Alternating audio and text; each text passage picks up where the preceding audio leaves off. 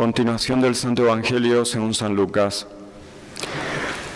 Cuando tuvo Jesús 12 años, subieron sus padres a Jerusalén, según la costumbre del día de la fiesta, y acabados aquellos días, cuando volvían, quedóse el niño Jesús en Jerusalén, sin que sus padres se lo advirtiesen.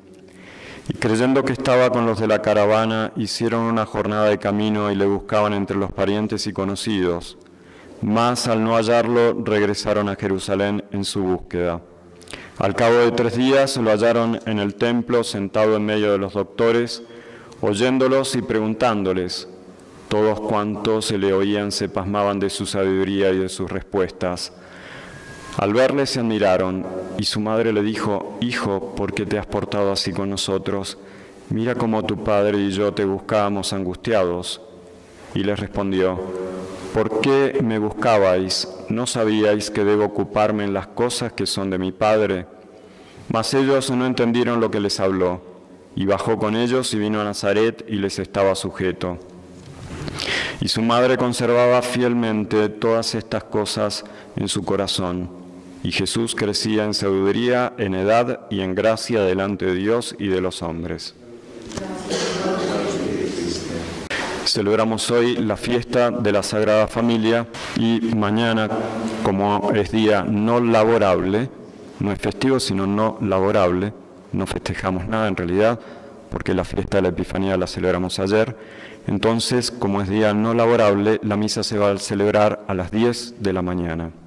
En nombre del Padre, el Hijo y el Espíritu Santo. Amén. ¿No sabíais que conviene que me ocupe en las cosas de mi Padre? Estas palabras del Niño Dios, de nuestro Señor Jesucristo, son las primeras palabras que han sido recogidas en los Evangelios, en nuestros Evangelios. Las primeras palabras de nuestro Señor Jesucristo que los Evangelios quieren transmitirnos. Por supuesto que el Niño Dios tenía 12 años y había hablado muchas cosas, variadas cosas, con sus padres, con María y con José. Pero podríamos preguntarnos por qué. ¿Por qué el Nuevo Testamento, los Evangelios quieren transmitirnos estas primeras palabras? ¿No sabíais que conviene que me ocupe en las cosas de mi Padre? ¿Por qué estas palabras y no otras? ¿Por qué son tan importantes estas palabras? Podemos decir en primer lugar que estas palabras son un resumen de toda la persona, de toda la vida y de toda la obra de Jesucristo, de nuestro Señor. Estas palabras nos muestran que Jesús es el Hijo de Dios, es Dios hecho hombre, es el Verbo encarnado y viene Dios hecho hombre a enseñarnos a santificar el nombre de Dios, santificar el nombre de Dios, su Padre. Jesús entonces, con estas palabras y en el Evangelio de hoy, fiesta de la Sagrada Familia, se muestra a todos los hombres, a todos nosotros, como modelo perfecto de virtud de religión. Modelo perfecto de virtud de religión, que tiene que ser una de las principales, sino tal vez la más excelente, después de la fe, la esperanza y la caridad, la más, entonces, principal de las virtudes que debe practicar una familia cristiana, una familia católica. Por eso la Iglesia pone estas palabras del Niño Dios para mostrarnos que Él es modelo perfecto de virtud de religión. ¿Qué es la religión? ¿Qué es la virtud de religión? Como decimos, es una virtud moral por la cual el hombre se consagra a rendir el culto debido a Dios como Creador y Señor de toda la creación. Lo volvemos a decir para que lo retengamos: es la virtud moral por la cual el hombre se consagra a rendirle culto a Dios como Creador y Señor de toda la creación, de todo lo creado. Virtud importantísima, virtud moral importantísima y hoy en día lamentablemente muy olvidada y tal vez despreciada por los hombres modernos que son tan irreligiosos, no religiosos. Después entonces como decimos, de la fe, de la esperanza y la caridad, que son virtudes teologales, es decir, que tienen a Dios como objeto directamente, la virtud moral más excelente es la virtud de religión. porque tiene por objeto directamente el honor divino, el derecho de Dios, lo justo para con Dios. Es decir, que en cierto modo está por encima también de las virtudes cardinales, es decir, de la justicia, la prudencia, la fortaleza y la templanza, precisamente porque es una parte de la virtud de la justicia. Recordemos, en las Sagradas Escrituras se llaman santos a los justos. La Sagrada Escritura llama a los santos, los llama justos. El justo José, por ejemplo, el patriarca José del Antiguo Testamento, San José también. La misa de San José comienza con esa palabra, justo, el varón justo, precisamente porque la virtud de religión nos hace verdaderamente santos y es la justicia de Dios. La virtud de religión es la justicia para con Dios. Es la virtud por la cual se da a Dios lo que Él merece, se le da a Dios su derecho. Eso es entonces la virtud de religión, la justicia para con Dios. ¿Cuántos católicos hoy en día dicen tener fe, pero son irreligiosos? No digo que son impíos, es algo peor, son irreligiosos. Es decir, dicen tener la fe, pero no creen en la Iglesia, no quieren venir a practicar la virtud de religión en la Santa Misa, no quieren confesar sus pecados. Dicen, como los protestantes, que son los primeros irreligiosos, los protestantes son los primeros irreligiosos, dicen como ellos: no necesito confesar mis pecados a un hombre como yo. ¿Cuántas veces hemos escuchado eso?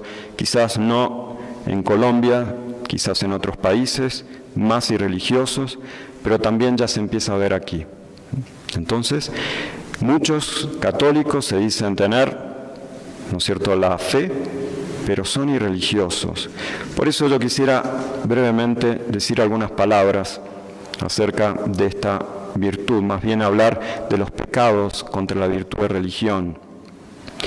Vemos entonces que el niño Jesús, hoy con su madre y con su padre adoptivo, suben al templo de Jerusalén. Los judíos tenían que 3 veces al año subir al templo de Jerusalén, ir al templo de Jerusalén, 3 veces al año, para la fiesta de Pascua, para la fiesta de Pentecostés y para la fiesta de los tabernáculos. Y el niño Dios tiene 12 años y entonces ya comienza a cumplir con estas obligaciones religiosas. Y es tan religioso el niño Dios, Jesús es tan religioso, que se pierde en el templo. No desobedece a sus padres, sino que obedece perfectamente y excelentemente a su Padre Celestial, que le inspira a quedarse en el templo mientras sus padres regresan a Nazaret. Eso es para mostrarnos no solamente que Él es modelo acabado y perfecto de virtud de religión, sino también para mostrarnos que por encima de nuestros deberes humanos está el deber divino hacia el cual nosotros tenemos que justamente rendir este culto debido. Cuando Dios, nuestro Padre, nos exige que le obedezcamos por encima de los hombres, entonces, por supuesto, no hay que hacer ningún miramiento. Tenemos que decir como el niño Jesús: ¿acaso no sabíais que yo me debo ocupar de las cosas de mi Padre Celestial? Eso es lo que le tenemos que decir a los hombres, a las autoridades humanas, cuando no cumplen, entonces, con lo debido hacia Dios y quieren imponernos el mal o el error. ¿Cuáles son, para terminar, los pecados contrarios a la virtud de religión? Lo hemos aprendido en el catecismo, vamos a simplemente repetirlos. En primer lugar, la superstición. En segundo lugar, la idolatría, la adivinación y la magia. Prestemos atención entonces, familias cristianas, que debemos seguir el ejemplo del niño Dios, de María y José. No vayamos a cometer estos pecados. Superstición, idolatría, adivinación y magia son los pecados contra la virtud de religión. Simplemente hablar un poquito sobre el primero, la superstición. Se peca contra la virtud de religión por superstición, dando a Dios, al Dios verdadero, un culto indebido.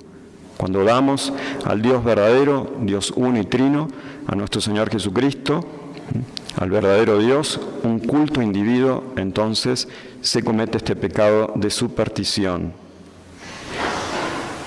Podemos poner algún ejemplo. Superstición es falsificar el verdadero culto a Dios. Decíamos al principio que la virtud de religión es la virtud moral por la cual el hombre se consagra a rendirle el culto debido a Dios, al Dios verdadero, reconociéndolo como creador y señor de todo lo creado. Entonces, falsificar o rendirle un culto individuo a Dios, eso es superstición. Veamos el caso que lamentablemente nos concierne a nosotros católicos de estos siglos. Lamentablemente han falsificado el verdadero culto a Dios. La nueva misa, por más que se diga que sea válida, es ilegítima y por lo mismo es desagradable a Dios nuestro Señor y es un culto individuo. Se puede decir que es un culto supersticioso. Les voy a leer lo que dice Santo Tomás de Aquino. Si las cosas que se hacen en el culto, por supuesto que Santo Tomás de Aquino nació muchos años antes que la nueva misa, ¿no? Pero se aplican sus palabras en cuanto a principios al caso concreto. Si las cosas que se hacen en el culto no se ordenan de suyo a la gloria de Dios, ni elevan nuestra mente a Dios, ni sirven para moderar los apetitos de la carne, o si contrarían las instituciones de Dios y de la Iglesia, todos esos actos han de considerarse superfluos y supersticiosos. Si hemos prestado atención a esta frase de Santo Tomás de Aquino al hablar de la virtud de religión, vamos a ver que se cumplen todas estas descripciones y se aplican a la nueva misa. Entonces, podemos decir que es un culto supersticioso, un culto individuo. Por eso los sacerdotes que seguimos a Monseñor Lefebvre, nuestro fundador, jamás vamos a aconsejar asistir a la nueva misa. Si no podemos asistir a la misa tradicional, basta con santificar en sus hogares, rezando en familia el rosario, siguiendo el ejemplo de la Sagrada Familia. Hagamos entonces un examen de conciencia. ¿Somos religiosos de verdad? No basta con tener la fe, la esperanza y la caridad. Por encima de las virtudes cardinales, inmediatamente después de las virtudes teologales, está la virtud de religión. ¿Somos religiosos en familia? Pregúntense especialmente los padres de familia si cumplen con sus deberes religiosos. Hay muchos que dicen que vaya la esposa, ¿no es cierto?, o los hijos, y eso no está bien. El ejemplo tiene que venir de aquel que es la cabeza del hogar, el hombre. Llegamos tarde a misa, nos comportamos bien en misa, nos distraemos en misa, es el culto debido a Dios. Si las criaturas, ellas que no tienen, los niñitos no tienen la obligación de asistir a misa, están indispuestas, las sacamos, las llevamos al atrio, porque hay almas que quieren rezar, hay almas que quieren estar concentradas para rendir el debido culto a Dios nuestro Señor. Entonces hagamos un esfuerzo, el año comienza, todo se puede corregir, todo se puede mejorar. Hagamos un esfuerzo entonces para rendirle a Dios nuestro Señor el culto que se merece, seamos verdaderamente religiosos y asistamos de la mejor manera a la Santa Misa. Que así sea, en nombre del Padre, el Hijo y el Espíritu Santo. Amén.